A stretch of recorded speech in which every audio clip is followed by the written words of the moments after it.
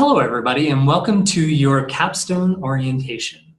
Our plan today is to spend a little bit of time talking about what it is that you are all going to have to know and think about when you're working on this particular project. My name is Dennis DeBay. I'm the Math and Science Education Capstone instructor. And I'm Jared Hansen. I teach the Capstone section for English Language Arts, Social Studies, and World Language students. So I want to start by talking a little bit about what the Capstone course is. The Capstone really is the opportunity to bring together a lot of your learning from throughout your teacher education program into one place and to tie it really intimately into your practicum as well. So that enables us and you to see your growth as a teacher over the course of your teacher education program. And it's also what enables us to evaluate your readiness for teacher licensure. So the Capstone involves you in 3 tasks. Task 1 is planning to teach. Task 2 is actually teaching and monitoring for learning. And then task 3 is assessing student learning. And Dennis is going to talk about planning to teach right now. So the ultimate goal of this particular project is that you're going to be creating a unit plan, basically a series of 3 to 5 lessons, maybe potentially as an entire unit or part of a larger unit, to be able to sit down and think about, well, how do I actually go through and plan this number of lessons? So there are several assignments that we're going to ask you to do. The very first of which is what we call the context for learning. And this is something that you're going to have to start thinking about and collecting data on before you actually come and meet with us at the beginning of this semester. The idea of the context for learning is to give you the opportunity to really just think about what it is in terms of the context that you need to know to be able to plan a lesson, or as we're doing a series of lessons. You need to be thinking about what's the context of your school, your classroom, and particularly your focus class. So you'll be teaching a number of courses, and you may even have a couple of the same particular class that you're teaching, but you're going to be choosing just one focus classroom to look at. And it's going to give you a chance in terms of the context for learning to really think about who are my students and how can I best support them in terms of learning. From there, what we do is we are going to have you create an overarching essential questions unit plan template, or what we call the unit plan overview. And that will give you a chance to look at a larger level what it is you need to know for planning this unit. Once that's done, we're going to be able to start planning our lessons. And again, as I mentioned, this is going to be a series of 3 to 5 lessons that you'll be teaching consecutively. Once we've had a chance to be able to kind of do that and look at your context, your overall unit, and your lesson plans, we're going to ask you to put together a unit plan rationale. And that will kind of give you the chance to be able to put all of this together. Why am I teaching what I'm teaching for the particular group of students that I'm teaching it to? And what we really ask is that all of this needs to be completed and the rationale handed in, giving us a chance to look at it before you actually start teaching your lessons somewhere after switch week, after the 8th week of classes. And that brings us to task 2, which is actually teaching your learning segment and engaging in reflection and monitoring of student learning during that time.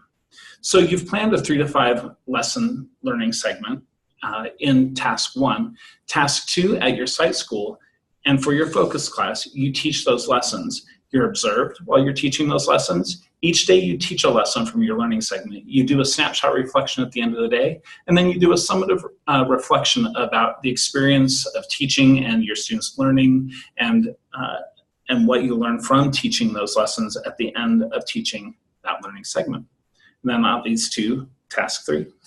And in task 3, we call this assessing student learning.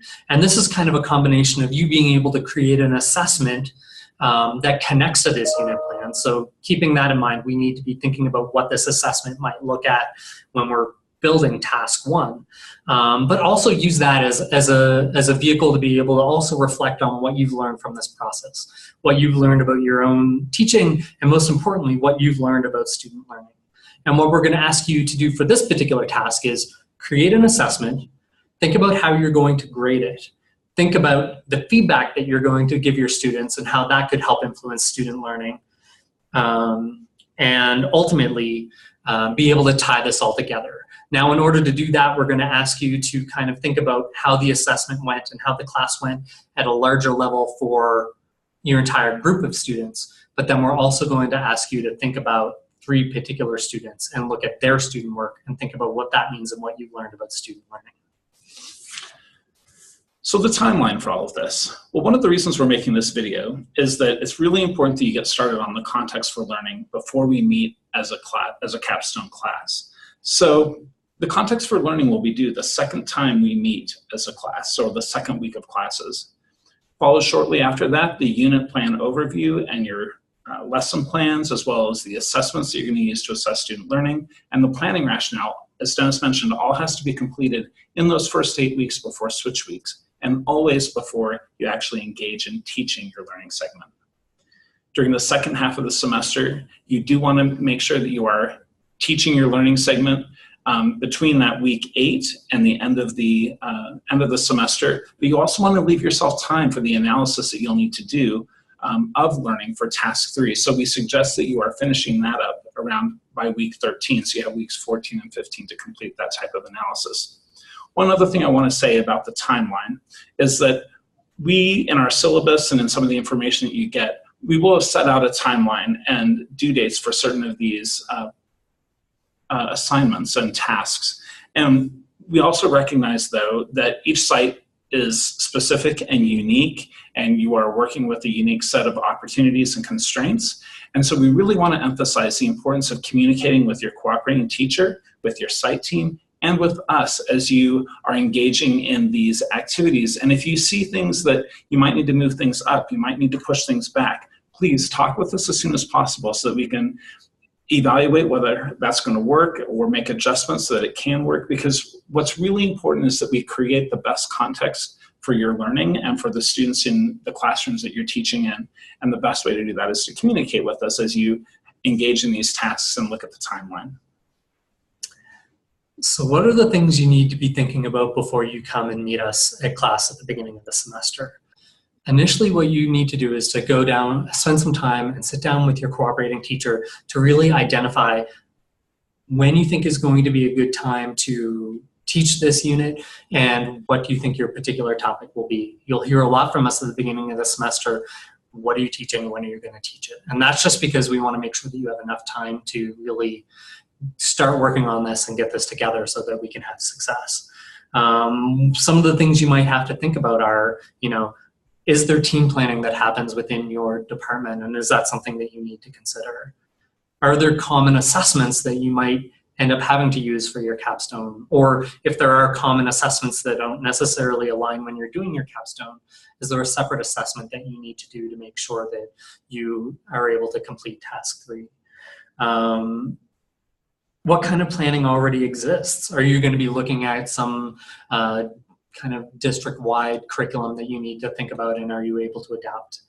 And then are there any sort of standards that your CT school or district that have identified that you need to focus on for this particular unit? So when you received the email with either a link to this video or the video itself, you should have also received a document that is the context for learning. And I want to highlight some of the things that you will be needing to look at so you can complete that prior to coming to our first class, or at least get started on completing that. Some of the things you'll need to do: you'll need to gather demographic information about your classroom, your school, and your community. You'll need to identify language needs. So think about your multiple language learners. What are their proficiencies in English? What are their home languages? What are their proficiencies in their home languages? What assets do you have to work with in those areas? Also, you want to identify student learning needs. If students have IEPs, 504, ALPS, you need to make sure that you are accessing those so that you can identify those learning needs and make sure that your planning can account for those needs. Also, you need to just get to know your students academically, culturally, socially, as human beings, so that you can think about that information that will help you plan things that are transformative and relevant to their lives within the context of your classroom. So be intentional in these first few weeks, even before you meet with us, about creating a plan to gather information, to get to know your students. Talk with your cooperating teacher, talk with your people at your site, to think about, how do I get really good information to get to know my students so I can engage in these tasks really well. With that, I just want to close by saying thank you for watching this. We're so looking forward to meeting you. If you have questions as you're watching this, please ask your site team. Contact either Dennis or I via email. We are happy to answer questions and get you going on these tasks. And we do really look forward to meeting you on our first week of class, if not sooner. Thanks so much.